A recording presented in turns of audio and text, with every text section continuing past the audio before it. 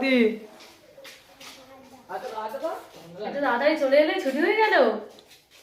না, তোমার মুখ দেখার জন্য বাড়ি এসেছি।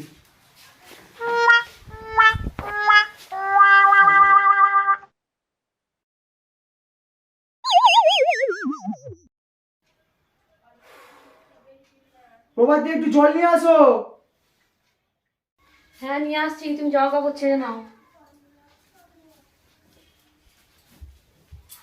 নাও।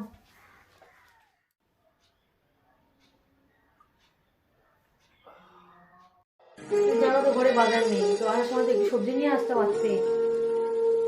জানো তো মাসের শেষ, স্যালারি হয়। আজ তুমি জোগাড় করে নাও, কাল দিচ্ছি। আচ্ছা তুমি শেষ হয়ে আসো, আমি খাবার দিচ্ছি।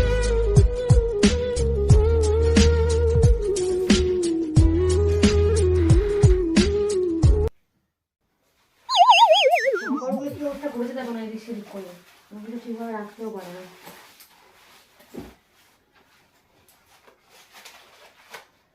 জানি তো চিপটের পকেটে জমে 20 টাকার বেশি থাকবেও না।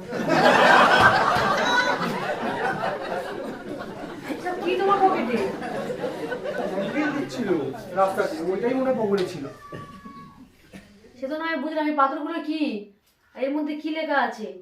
ঘরের বউকে বশ করা হয় পাথরের মাধ্যমে, সব সমস্যার সমাধান, 1 মাসের রেজাল্ট, যদি কোনো ফল না হয় তাহলে টাকা ফেরত।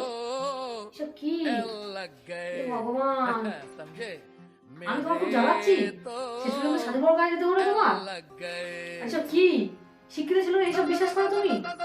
ছি ছি ছি। আরে ওসব কিছু না, পাথর ঘরে রাখলে অনেক ভালো, তাই নিয়ে এসেছি। ভালো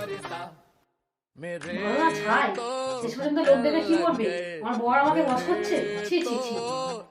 সারাদিন কাজ দিয়ে ঘরে এসেছি, কোথায় একটু শান্তি দেবে তা না, সারাক্ষণ ভেজর ভেজর আমার ভালো লাগে না, একটু শান্তি দাও। বাবা খারাপ যে আমি তোমাকে ভালোবেসে বিয়ে করেছিলাম, আমি আজই বাপের বাড়ি চলে যাবো।